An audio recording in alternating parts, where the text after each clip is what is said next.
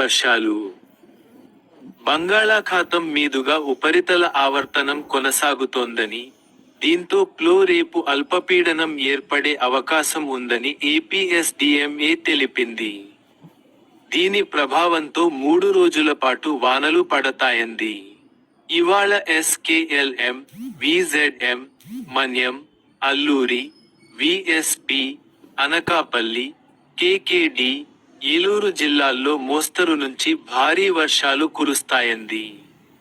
అటు అద్లో ఆసిఫాబాద్, ఎంఎన్సిఎల్, ఎన్ఆర్ఎంఎల్, పెద్దపల్లి, భూపాలపల్లి, ఎంఎల్జీ, భద్రాద్రి, కొత్తగూడెం జిల్లాల్లో భారీ వర్షాలు కురుస్తాయని ఐఎండీ తెలిపింది.